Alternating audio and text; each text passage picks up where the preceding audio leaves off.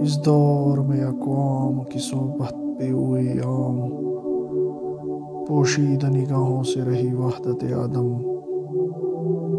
تفریق ملل حکمت افرنگ کا مقصود، اسلام کا مقصود فقط ملت آدم۔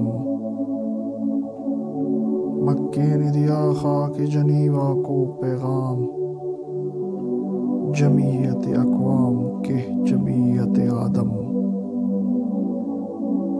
اس مختصر نظم میں ڈاکٹر علامہ محمد اقبال نے حکمت فرنگ اور حکمت قرآن کے مقصد کا موازنہ کیا ہے اور اسلام کے نقطہ نگاہ کو دنیا کے سامنے پیش کیا ہے۔ علامہ صاحب فرماتے ہیں کہ اگرچہ موجودہ دور میں افراد درکنار اقوام آپس میں ملنے لگے، لیکن اس کے باوجود وحدت نوع انسانی ظہور میں نہ آ سکے۔ یاد رکھو، حکمت افرنگ کا مقصد یہ ہے کہ قوموں میں تفریق پیدا کی جائے اور اس کو برقرار رکھا جائے۔ یعنی مغربی سیاست کا نصب العین یہ ہے کہ قوموں میں اعلیٰ اور ادنیٰ کے امتیازات کیے جائیں۔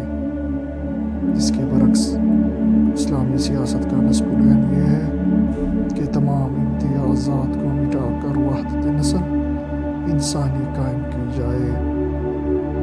یعنی سب انسان ایک باپ کی اولاد ہے اور اس لیے سب برابر ہیں۔ اسلام دنیا میں اصول وحدت کا تنہا علمبردار ہے۔ اس کی بنیاد تعلیمات یہ ہے کہ خالق کائنات ایک ہے، ساری کائنات ایک ہے، اس ساری کائنات کے لیے رسول یا رہنما ایک ہے، ضابطہ آیات ایک ہے یعنی قرآن حکیم، سارے انسان ایک ہیں یعنی سب برابر ہیں۔ گورے کو کالے پر، سید کو شیخ پر، عربی کو اجمی پر، بادشاہ کو گدھا پر بحیثیت انسان کوئی فضیلت حاصل نہیں ہے۔ فضیلت کا صرف ایک معیار ہے اور وہ ہے تقویٰ۔ اس لیے مکہ معظمہ یعنی اسلام نے خاک جنیوا یعنی اقوام مغرب کو یہ پیغام دیا ہے کہ جمعیت اقوام سے جمعیت آدم بدرجہ بہتر ہے۔ بس اگر تم واقعی نبی آدم کی بہتری چاہتے ہو تو جمعیت اقوام کے بجائے جمعیت آدم قائم کرو۔ یعنی یہ کوشش کرو کہ دنیا سے انسان کے بنائے ہوئے تمام امتیازات مٹ جائیں اور رنگ مساوات قائم ہو جائے، جو امن و امان اور فلاح و بہبود کا ضامن ہے۔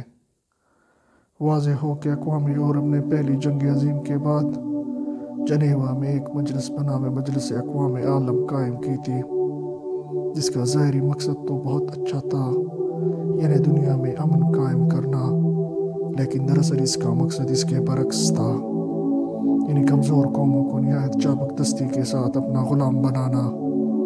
یعنی مجلس اقوام دراصل چند کفر چوہوں کی مجلس ہے جو انہوں نے کمزور اقوام کی تقسیم باہمی کے لیے بنائی ہے۔